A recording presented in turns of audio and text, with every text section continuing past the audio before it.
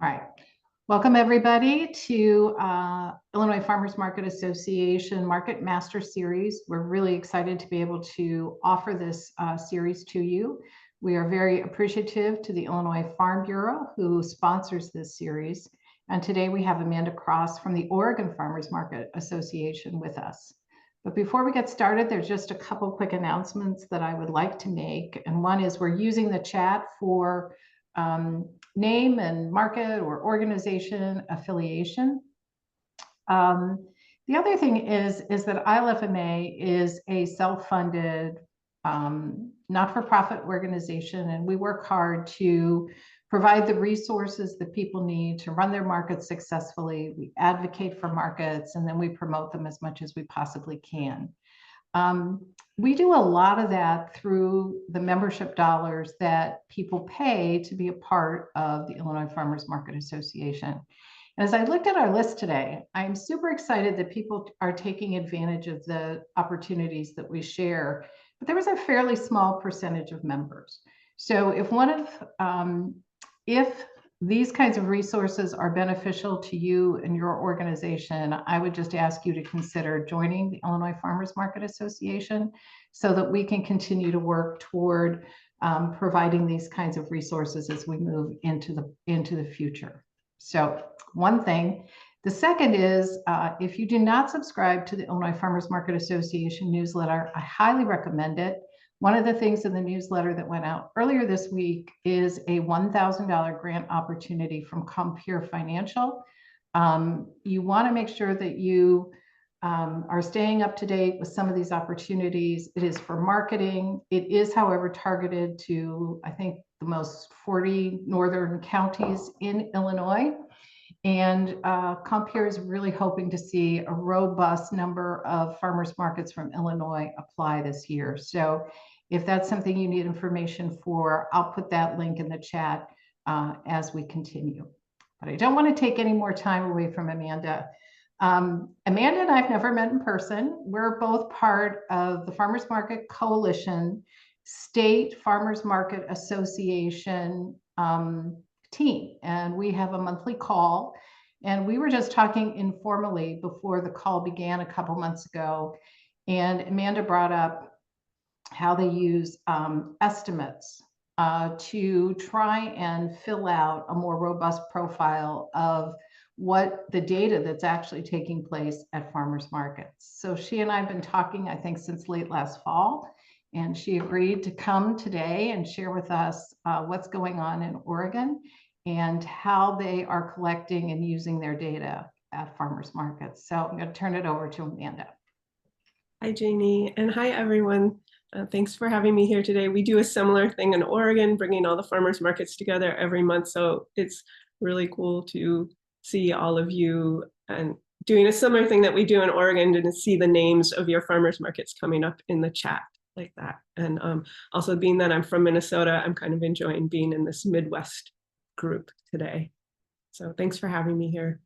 Yeah, so I'm Amanda. I'm a programs manager for the Oregon Farmers Markets Association. We support farmers markets with training, networking, advocacy, funding, and promotion. And like I was saying, we run workshops and peer learning circles every month, creating opportunities for markets to connect and find support from our statewide community here in Oregon. But everything's free. We welcome you to check out our website. Please join us for any of our workshops. We love to see people from around the country at our events too. Some of the other work I do as programs manager is that about 5 years ago, we started a small research cohort of about 9 farmers markets to support them in collecting sales and customer data. And we learned a lot about what it takes to collect data and what markets can use it for. And another project we've done over that period of time is to grow our association's own ability to collect data. We do an annual market metrics survey to count all the farmers markets in Oregon and to collect a bunch of information, such as what is here on this screen. Here's an example of data in action.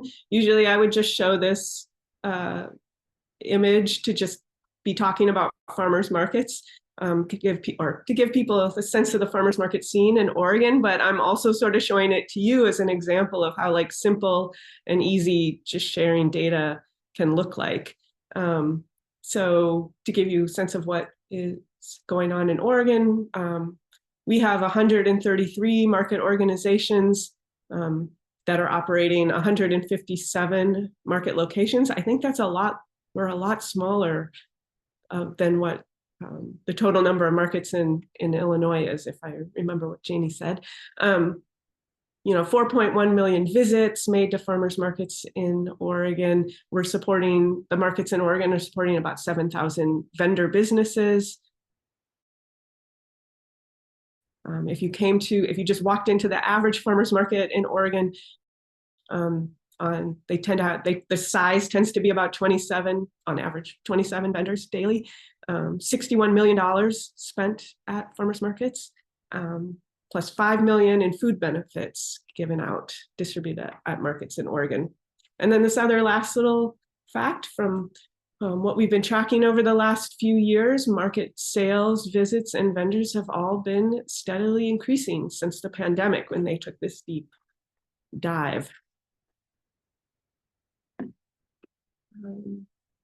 So this is what I wanted to talk with you about today, or what I have here to offer and share.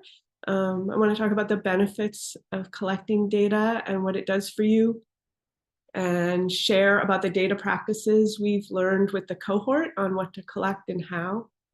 Some tips for using data to support your vendors and market operations, with ways to show the value of your market to funders and decision makers. And I'll leave you with some practical tools and templates to help you get started on collecting. So here's why collecting data is valuable for you, for your vendors and market community as a whole, or what our cohort found was valuable. Tracking sales and crowd counts will help you find trends and give you confidence in your predictions. Once you have enough data over time, you're able to predict future sales patterns and give valuable insight. For instance, maybe you're able to help a worried vendor see that a dip in sales after a holiday is typical at your market, and they should hold on. Rebound is expected. It's not usually permanent. It's great to have data, be able to back that up with like, this is what the data tells me. Data collection is the first step in developing systems that support growth and sustainability of your market. Making decisions, forming new strategies is much easier with it. For instance, expanding the size of the market or extending the season longer. One market in our cohort was able to see from multiple years of data that their winter pop-up markets were gaining traction, and they knew it was time to invest in the staffing to be able to go year-round with more consistency. So systems can often be created, improved, revised when you have metrics that point to what's working and what's not. And you can even more clearly define what working itself even means. Data is also a connection to your community at the market level and beyond. Collecting will increase your regular communication with everyone involved. Not only do the numbers tell a great story, you inevitably get great stories as part of the collection process. It opens up the conversation about what your vendors and customers find valuable about your market, and you'll often find out what changed for them because your market exists. And then those stories, they help you understand and show the scale of impact you're having on the community and the local economy. These are what these are the figures that open doors to funders, whether it's from foundations, sponsorships from neighboring businesses, or the average shopper who just needs to understand why a donation to your market is needed when they already support the market by shopping there. Expanding further out, with data collected from markets all over the state, it's how your state association can advocate on your behalf. It's how they work for you to gain support from elected officials to fund local foods.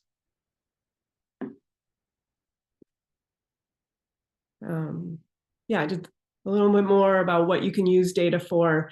Market staff are accountable to so many different stakeholders and what they need to know. I feel like when you're a market manager, it's just people constantly asking you questions. Data helps with a lot of that. Having vendor sales data will tell you, how are my vendors doing? Did relocating to a different spot help or hurt? Is a new and beginning farm reaching the point they could add a second stall? Can you help nudge them into that and say, I think you're ready? Or how about sharing sales data in averages to help attract prospective vendors to apply? You can put that on your website or with your application. Combined with crowd counts and an average spend per customer, you can create a call for vendors that presents your market in a way that highlights its success and gives vendors a clear sense of the potential that they might have there. Plus, it demonstrates how well managed and organized your market is. Let's see, when planning out your market's finances and expenses, having vendor attendance and stall numbers at your fingertips will help you create income projections or figure out what your income projections are from the fees that you project will happen next year and create a more accurate budget. This is the kind of stuff your leadership or your market board will surely be asking you and appreciate hearing. Are your market's promotions reaching as far as they could? Survey who is shopping at your market and see if it represents your community. Are they finding what they want? Are you missing a vendor type or product that would make a difference to them? And when you promote your market, what helps show off how it's unique? Maybe your flower vendors grow 100 types of flowers, or how many bouquets do they sell in a month? Those are fun facts to put in a social media post, and combined with a beautiful picture of flowers. Sometimes we think of data collection as being just these dry numbers, but you can also ask for fun things. Something else I saw in a post for an Oregon market here was, how many bikes used the bike rack at the market last week? And saying, look at how easy it is to get to market. That may be a particularly Portland-y type fact. When you look at sales data over time, it'll tell you if vendors are becoming more successful. If they're not, maybe they need some help. Maybe the market should invest in offering vendor support and training programs. And if this is something you're able to get sponsorship for, it helps have that before and after data to bring back to them as evidence of how their support caused change. And what else is your market doing to have a positive impact? Are your customers going to other businesses in the area when they come to your market? That's something to bring to your Chamber of Commerce. And then again, sharing data so it is aggregated with the rest of the state will show how the big picture of markets in your state performs, but it also tells you how your market stacks up against others and gives you more information about where you fit into the picture. Let's see. Oh yeah, Lisa's asking about surveying customers, and I do have that coming up. So what data is helpful to collect? It's useful to think of it in two categories, numbers and stories, because the way we collect each is different. So starting with numbers, here's what my research cohort in Oregon was collecting. For vendors, they collected sales each market day from every vendor. Of course, they had attendance. Also, in the data world, that's kind of known as vendor sales days, rather than just using the word attendance. They counted the number and types of vendors, which they did on a general level and a very specific level. They tag each of their vendors, and because sometimes you want to show some major categories like just farming, crafts, and service vendors, and other times you want to get real detailed and just talk about the vendors who sell eggs. Of course, they also already just had numbers of stalls used and fees paid each week. Then for visitors, all the markets in the cohort counted adults, but a few also counted how many kids attended. So they'd be doing the counting. In one hand, they'd have a counter counting adults, and in the other hand, they're counting the kids who come through the market. Let's see, more numbers. I also collected info on market staffing, the hours and pay rates of everyone who works at the market, including volunteerism, number of people, hours given, types of work done. Weather is also important to collect, just getting that temperature every day. And like, was it rainy? Was it sunny? That helps you understand your crowd counts better when you're looking back. SNAP and food access at the market, including money spent with vendors, the number of pounds collected by gleaners, if you have gleaning groups that come after the market. Plus another one I found out one of my markets was collecting was that one of their vendors gives out a special discount, like a veteran's discount or a senior discount. They would find out how often that discount was given out. And that was a way to promote the market too, and also showing support for those different groups. And then there's the fun stuff, which I mentioned just a second ago with the flowers and the bike racks, but some more ideas on that are things like, how many boxes of chalk per year did it take to mark out the stall spaces each week? How many stickers were given out at your kids' booth or treasure hunts completed? Get your vendors in on it. How many varieties of apples are there at the market? I bet there's way more than at the grocery store. Or lettuce. Lettuce is always the thing that when I'm trying to get people who are like, farmer's market, why do I have to go there? Like, you wouldn't believe all the types of kinds of lettuce, and they are not in the grocery store. Some other things that I've seen the markets use was, how many crates does it take one of their vendors to pack up all their product for the day? And if it's possible, get your vendor to estimate the weight of all of that in the spring versus the fall. It's a fun way to talk about the different seasons of the market and what's available at the market in spring versus fall. Like beginning, crates don't weigh much when they're only full of spring greens versus in the winter when they're full of winter squash. Another was like, how many hours does it take to pack the truck on market day? Or taking a poll to find out what time each of your vendors wakes up on market day. Those kinds of numbers show the world, all the work involved, that farmers markets don't just happen. And this is what makes this community so special, and how much work is put into it.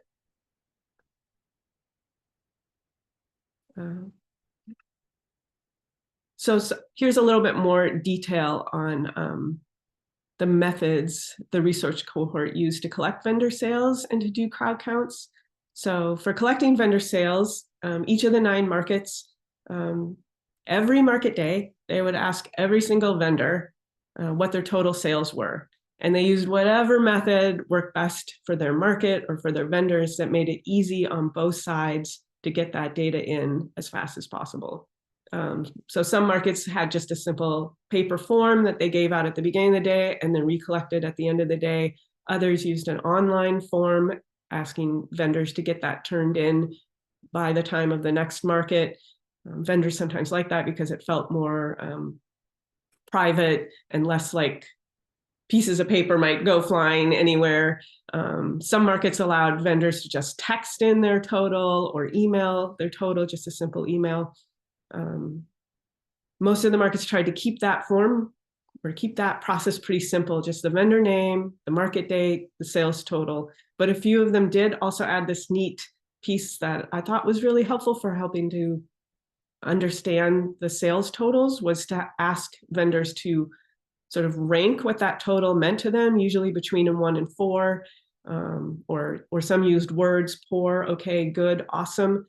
If you have a lavender vendor coming to the market, maybe if they sell $200, that's a really great day for them. But a $200 day for a berry vendor, not so good. But it helps to having them tell you that, it helps to understand really what is the nuance for a produce vendor between a $1,200 day and a $1,500 day. What is the difference there? Keep track of all the responses in a secure spreadsheet. That's important to let vendors know what your process is around that it's secure, only certain people have access to it. Vendors rightly can be concerned about who is seeing their exact sales data. So just letting them know what the process is and how you keep that information secure will help in ensuring responses. Other things that ensure responses, you can start out this whole process just by making it an option for vendors to report. First, give them the option, see how you do it, spend a year doing it as an option, let them see how you report it back, let them see your process, gain their trust. Or you can start with just asking them to rate their sales. Don't even ask for their sales total, just ask for a rating on how they were doing. Oh yeah, I see the question about how would you know if the sales are true and honest? Is it just by the honor system? Yes, just by the honor system. I know I have some vendors that may not be giving me, the exact, I used to be a market manager. I'm not a market manager now, or it was, they, you could kind of tell like these seem like rounded off totals, or maybe not exactly what it was, but it's still better. It's better than you completely guessing, right? And if you're using this information for data and trying to talk about how your market is doing, and you're trying to use these numbers for gaining funding or showing your economic impact, like that's like part of what I'm going to say too, is like the data doesn't have to be exactly perfect, but let's try to get more. Getting some data is better than no data. And just showing vendors that you're not using this to increase their stall fees. In Oregon, most farmers markets are on a flat fee and not a percentage fee, so that does help. If you're on a percentage fee sort of system, it does sort of, you have to walk a line there of like trying to make sure that they're not thinking you're just trying to increase that percentage. But a lot of this is like you start at the beginning and maybe you're not getting a great response, but the more you do it and keep doing it consistently, you keep reporting it back, you keep showing how it's useful. It just becomes the culture of your market, and people want to be a part of that. And they want to see how, when you're reporting the total sales, they want to see. Vendors are also proud of their businesses and what they do, and eventually they want to be part of that and show how they're contributing. Let's see, where am I? Oh yeah, and I think I was saying, include vendors in this process, ask them for insights about what the data means to them. If everybody feels like this is everybody's data, not just yours, and it's not just something that the market is hoarding and doing something that's unseen with, the more they'll want to contribute and be a part of it and give you a real answer.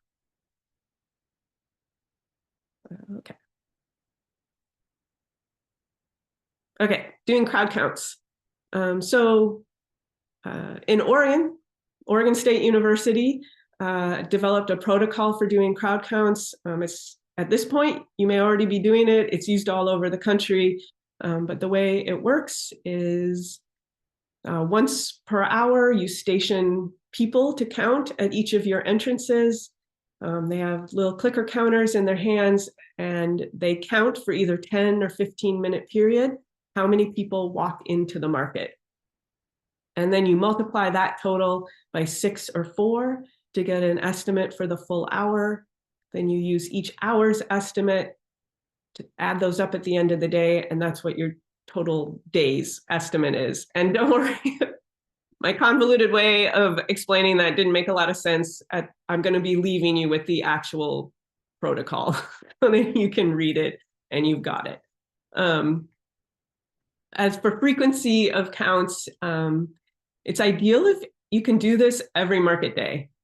It was amazing starting from like doing it once a season to once a month to every market day, like how much more information and how cool it was to see those fluctuations.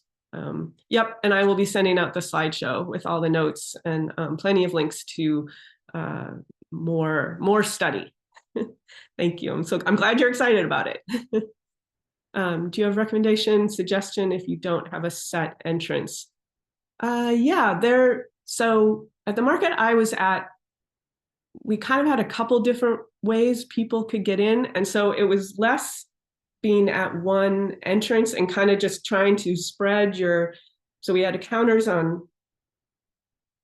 we had basically 2 sets of counters, one on one side and one over there. And their job was to scan that side of the market. And then this counter over here their job was to scan that side of the market. And so, yeah, part of doing crowd counts is being able to afford having 1 or 2 or 3 people, almost like they're not doing anything for 10 or 15 minutes. They're just standing there with counters counting people. And that is one of the barriers for doing counts every week. That markets are like, I have so few staff, I can't, like, or it's just me, like, I can't go stand in part of the market for 10 or 15 minutes doing nothing. But this is a really good ask for bringing in more volunteers, I think. At some of the markets here, it's advertised to people as, come volunteer for the market, help us for 10 minutes doing a customer count, and then go do your shopping. And projecting how important this is, how helpful it is to the market. And a lot of times those people are like, yeah, 10 minutes, I can do that. I can come in and do a 10-minute count plus do my shopping. I'm already there anyway. And then that gets people connected to your market. They do that little bit of work. And then later they want to sign up for the 2-hour shift for running your info booth, or they want to join some event committee. But it's a great way to get people in with a really low commitment, easy thing to do. Yeah, I was saying on frequency of counts, like even if you can't do it every week, doing it at least once a month provides a good idea of the seasonal attendance fluctuations. And you can still estimate a total season count by taking that count, that once a month count, times it by 4 to get the month. Then you add up all those months, and you get an estimate for the year. Okay, now I'm into the collecting stories and surveys. So what kind of qualitative information do you need to gather? This is where surveys come in, along with a variety of methods you can use to encourage people to participate and share their experiences. Ways you can collect surveys include online forms. You send those out in your e-news or put them on social media, or you use a QR code and make flyers at the market. Put those flyers at your community tables, put them at your info booth, put them at your vendor stall. People can take the survey right there at the market on their phone. When they get to the submitted page, they could even come to your info booth and say, hey, I submitted my survey. Maybe you'll have a special token or little prize or something for them for doing that. And of course, paper surveys at the market. Some people don't want to be on their phones. So give them a paper survey, make sure they have a nice secure box to put it in so they can feel like their information is kept private. But one of the most fun ways to collect customer information is by doing dot surveys. These are basically like, they become the event for that market day. You don't need to do a food demo or other things. The dot survey is the real life, what am I trying to say? Collecting information and reporting it in real time. If you've never done a dot survey before, what they are basically is you choose 4 to 6 questions, stuff that you want to know about from your customers. You don't want to do much more than that because this takes space and time. So you write the question on a piece of poster paper. It has multiple choice answers below that. You give everybody who's taking the dot survey, you give them dots, and then they stick a dot on the poster for their answer. And yeah, people like watching. It's a real social activity. People like watching it. They do it kind of in their group of their family.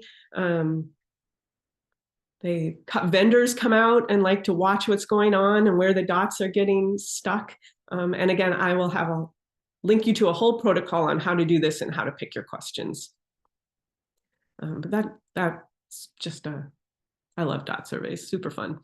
And also don't forget, capture your market in photo and video too. I mean, sometimes you're going out there trying to get the artful pictures, but sometimes just don't forget to just like take pictures of what your market looks like.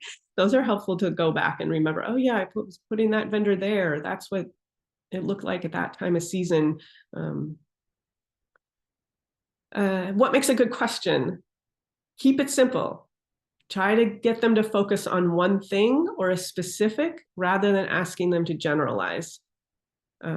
ask them about what they spent that day, not what they usually spend. They're going to be more accurate about what they spent that day than asking them to tell you what they usually do. They may even have opinions on that or feel like, oh, I don't want to say what I usually spent or something like that. So just get them to tell you what happened that day.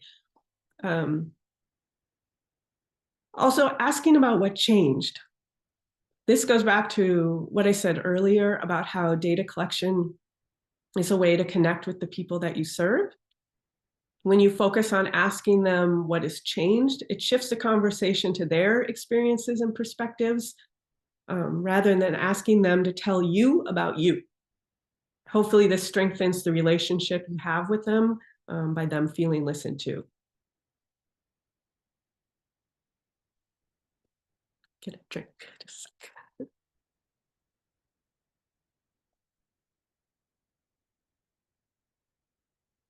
Oh, great. Yeah, I see from the Edgewater Farmers Market, you've done dot surveys before. Awesome. Okay, so once you've collected all the data, you have to analyze it and report it. Sometimes this is where, honestly, where I get stuck. I've got all these numbers in a spreadsheet, all these pieces of paper. What do I do?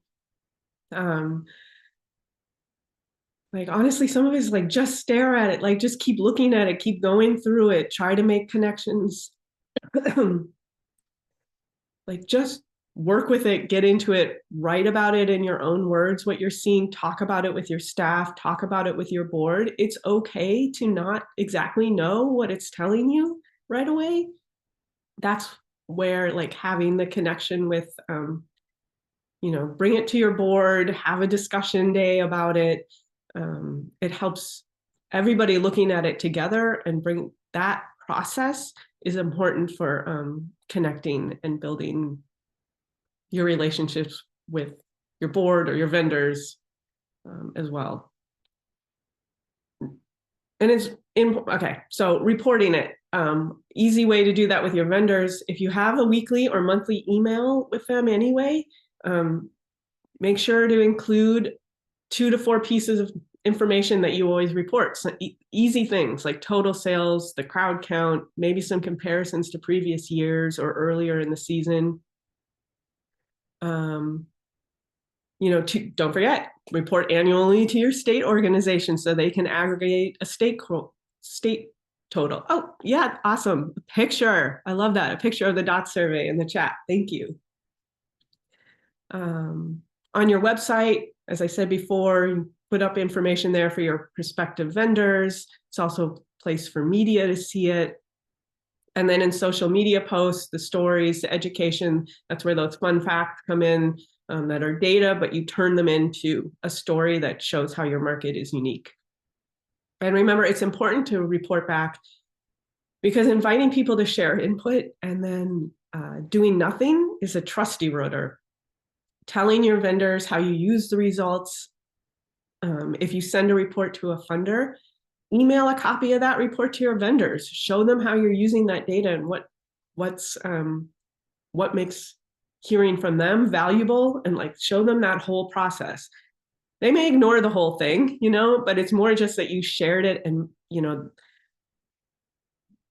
that you shared it, and like they don't have to read it to know the care that is involved there. You can also point them to the social media posts you made with their data. This both reports back to them, and maybe they'll help boost the post to more audiences. And if you collected feedback asking what can make the market better, it's really important to make sure you respond with how you'll implement those or how you won't implement them, those ideas. You need to get back to people. And more about analyzing, combining pieces of data together to reveal patterns and trends. It may seem like, oh, I'm just collecting a sales total, or I'm just collecting a crowd count. But when you start putting those things together, you get more. Average sales per customer, average sales per market day. You could combine that with the weather and find out what is average for a great day or a bad weather day. Average sales per vendor, or the different vendor types if you've been tagging them.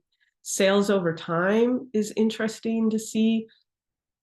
If you end up with several years worth of data, you can start to see where is that peak day in the season and see if it's related to any, like, is it, in Oregon, sometimes that can be because it's cherry season. Is it something about the weather? Sales over time is helpful, especially over several years. One thing I've never done, but it occurred to me while putting this together, was like looking at sales rating. Like if you're asking vendors, was it your day okay, good, bad? Looking at sales ratings for the quadrant of the market, does a part of your market have like a slow spot? Like vendors sometimes report that, but it's hard to tell, like, is that true or not? Maybe if you take those sales ratings, you could actually see, yeah, like something really is wrong with this corner of the market. What can we do here? Let's see, ranges, the max and min are helpful. And of course, the budgeting projections that you get from stall fees. And another interesting one is how often regular farmers market shoppers actually visit the market. If you ask shoppers, how often do you visit the market, but then ask them, do they consider themselves a regular farmers market shopper? Sometimes it can be interesting to see that people, maybe they only visit like a couple times a year, but they consider themselves a regular farmers market shopper. Just interesting things like that can come up when you put things together. So some challenges in trying to address those. I think the big one I want to say is you're probably already doing a bunch of this stuff. For instance, you already know how often you already know your vendor attendance. You already know what your stall fees are. Like, you should already think of yourself as a person who's collecting data. You can just add a little bit more, maybe with the sales and crowd counts if you're not doing those yet. Also, make sure that your data efforts are in your job description so that you get credit for your time and effort. The leadership at your market should know what you do and that this takes time, and that you should be paid for doing this. In Oregon, we're very stressing that these are important jobs that should be paid real salaries with benefits, and trying to get market leadership to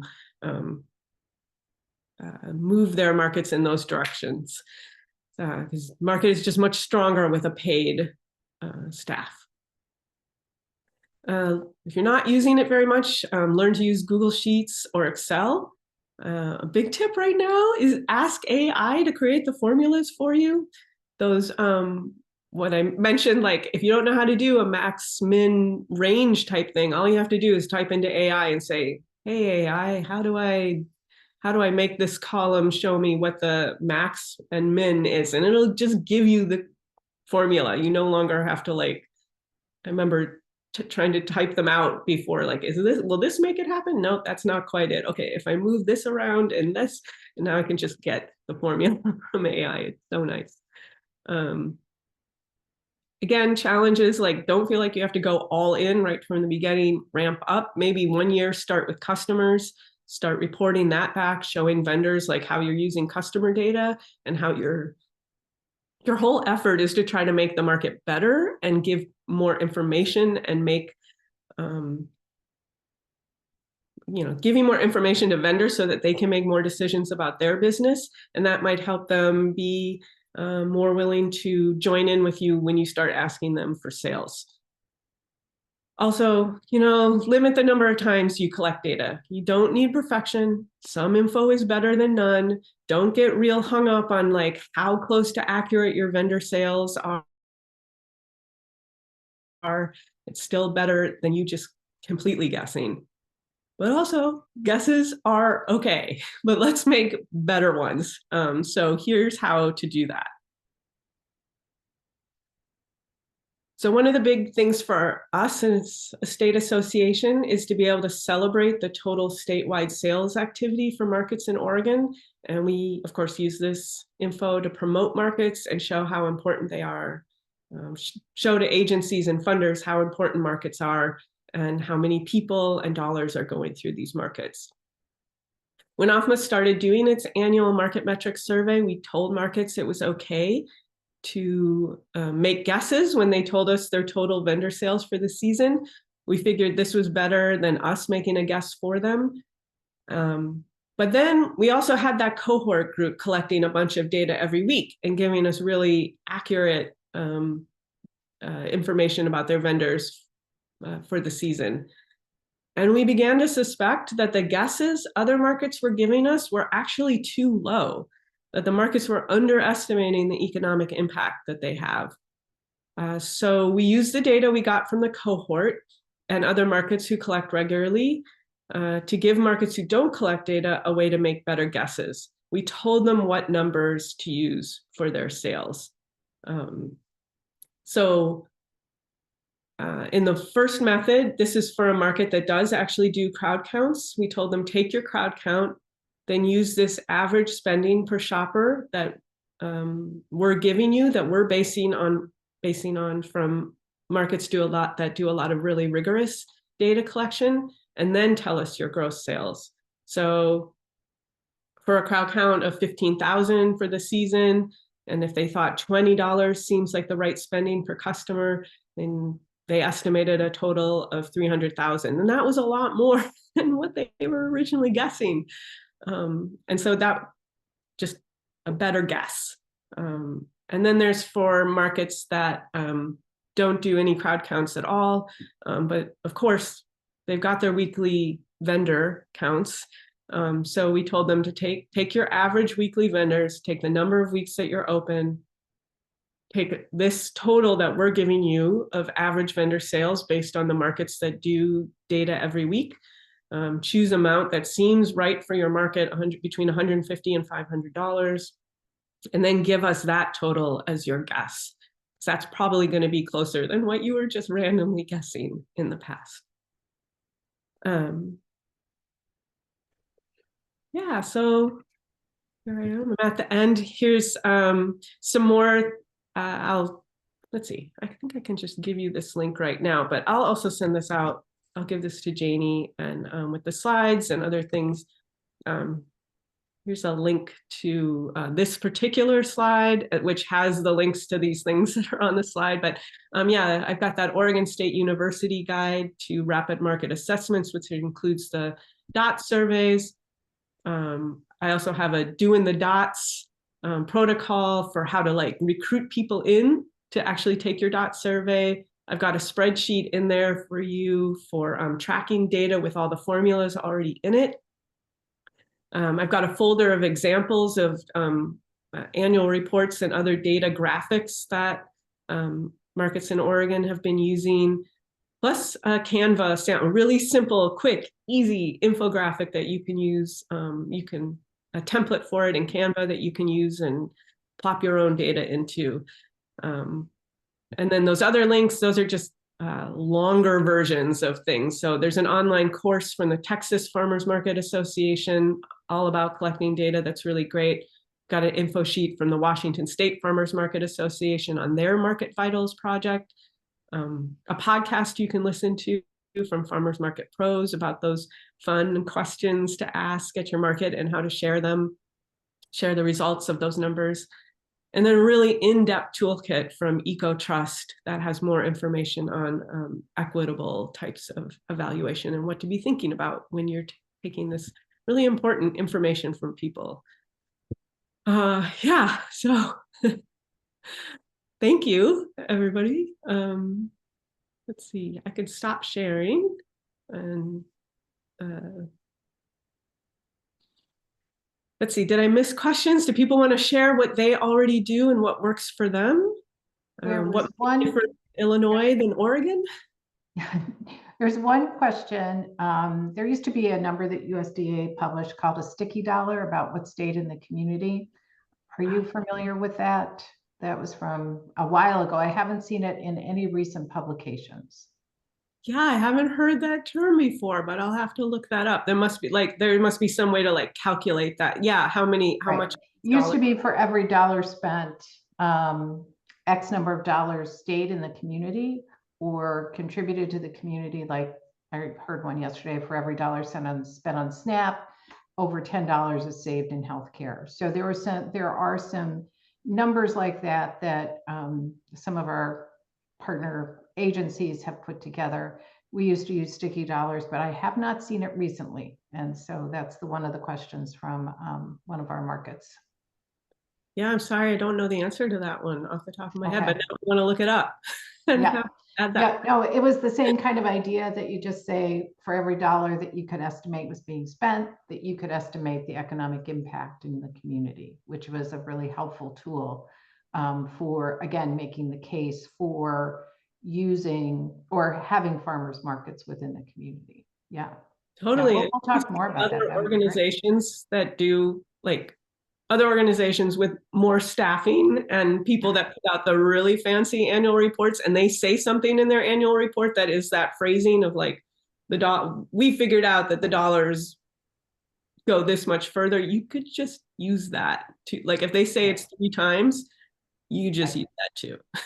Yeah, I think we just need to do a little deeper dive into maybe Department of Commerce and see what we can find, about local business and some of the relationships there. But I think your estimators have just been very enlightening to see that it is possible. And again, just the whole importance of collecting metrics just to begin with. So we actually do have a market metrics toolkit on our website as well under the resource tab that people might want to check out and look at. But one of the questions that I have for this group as a result is, if you're interested, I'll put my email right here. If we could work together to kind of create that Illinois cohort to collect data. And so we could actually have Illinois numbers to fill in the blanks. Now, has any other state used your numbers to populate their estimates, or do you know of any? I think other states have been like you, like asking how do we do it and wanting to. They just want their own numbers, right? And and it's our states are so different. I mean, look, they're very different. 300 farmers markets in your state. Right. Just a different environment. So yeah.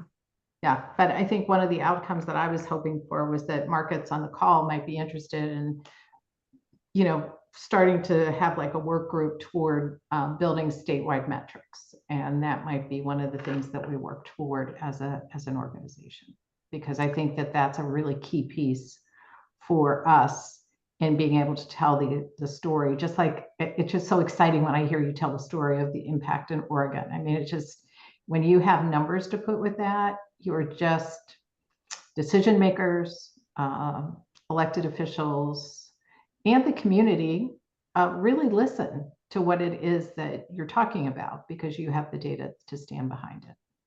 So it's awesome. Yeah, I should say one of the things we're really proud of in the last year is that we were able to get farmers market included in a drought and disaster resilience package with our the last biennium of our legislature, and we got $2.5 million to distribute to farmers markets to help them with disaster planning. And we wouldn't have been able to do that without the information that we collected from farmers markets about how often your market had to close during the wildfire season, how many vendors you were supporting, what the sales were, how the sales changed because of heat and wildfire related issues. Keeping track of this information is really important, and will really help your state do the work that they need to do to get that big impact funding. Right. Now the big impact funding really matters. And if we had better data, I think it would be much easier to secure that. Instead, we have pieces of data. And again, just like markets, or just like vendors are reluctant to share their data, I find markets are reluctant to share their data as well. So maybe if we can build this culture of collective data sharing for the greater good, or being able to help other markets tell their story more effectively, that would be really great. Again, as another outcome possibility. So, yeah. I didn't mean to monopolize, Amanda and I could have had that conversation offline too, but other thoughts?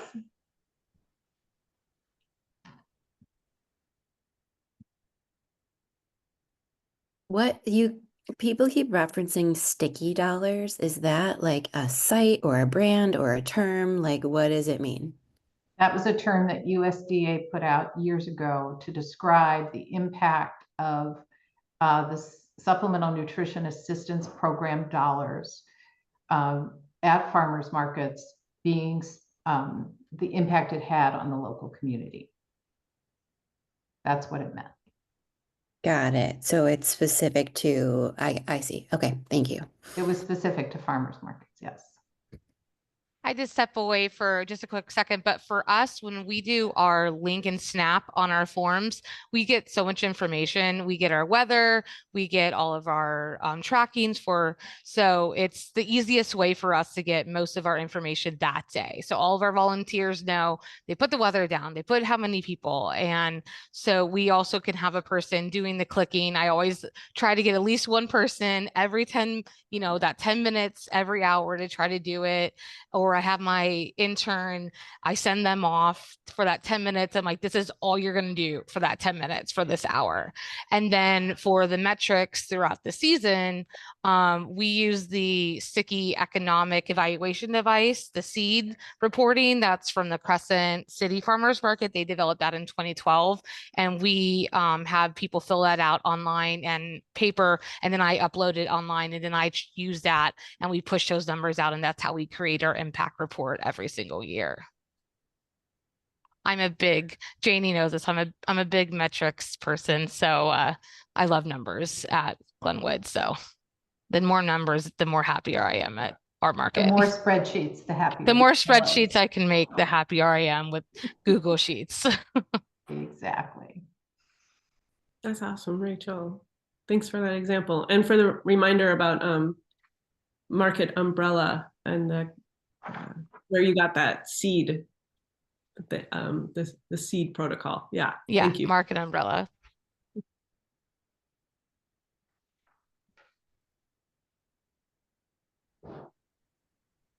Let's see, Tracy's asking a question in the chat on the math for a customer count once per hour, multiplying the customer count by the number of hours open, correct? Your example was 4 or 6. Oh, so that's for, okay, if you do a count for 10 minutes to get that hourly count, if you were doing 10 minutes, then you times that number by 6. And if you were doing 15 minutes, you times it by 4. That gets you the hourly count. And then if your market is open for 4 hours, you add up all those counts together to get your count for the whole day. But yeah, that's in the doing those links, doing the dots and the rapid market assessment. The exact process is in there, because I may be saying it in a convoluted way. It may be easier to just read it in the rapid market assessment from Oregon State. I thought that was great. I also really appreciated some of the unusual statistics or metrics you were able to collect, and it really does tell a fun story about your market. Number of bouquets of flowers sold, times that people get up, weights of crates. I mean, just different things like that I think could be a fun and engaging way that might be it would just be fun facts for your consumer audience to understand how the farmers market works. I especially like the what time people get up in the morning to come to market. Yes, Dale. When we did our metrics project, we counted the different varieties of produce throughout the season to get a grand total of how many different things you can actually buy, not counting flowers, not counting, the soaps and lotions, lady. But it's a shocking number. I can't remember what it is off the top of my head, but that was kind of fun to just know how many different things you can buy, food at the farmer's market, just the produce we did. So, because you don't get that at Jewel. No. No, you don't. That's fun. I like that.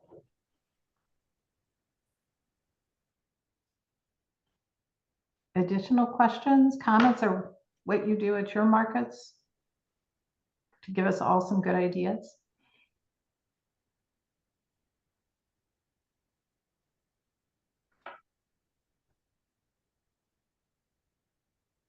I'll chime in and just say I'm a member of Elmhurst Christian Reformed Church in Elmhurst, Illinois, and we're just getting started with our market this summer. And so it was nice to come on to hear the variety of ways in which we can capture data. I certainly believe that data is important because data speaks, as I put it in the chat there. So thank you so very much for providing this content. It's been very helpful, and I'll certainly, hopefully, I believe in, to your point, Janie, the collective effort and sharing this information so that you can impact the broader Illinoisans, if you will, is critically important as well. Because not only is it helpful for the vendors, but it's helpful for us in the communities as well, in the communities that we support. So thank you so very much. Oh, you're welcome. Yeah, thanks so much for chiming in about that. And and good luck to you on your first year. I always love hearing from markets in their first year. I love the initiative it takes to get this going and all the ideas that people have when they're first starting out. It's exciting. Yeah. One of the things that I'll just tell you about is that the rest of this series is being published today or tomorrow on our website. And it's going to focus next week at 12 o'clock on fundraising, on grants and other types of opportunities that are out there. And then week 3 is on demystifying grant writing, because I think a lot of people are intimidated by writing grants. I'm not going to focus on federal grants. We're going to focus on the ones that are more pervasive, more available in the community setting where markets are located, and that will be on March 12th. But you'll start to see some information about those webinars coming along as well.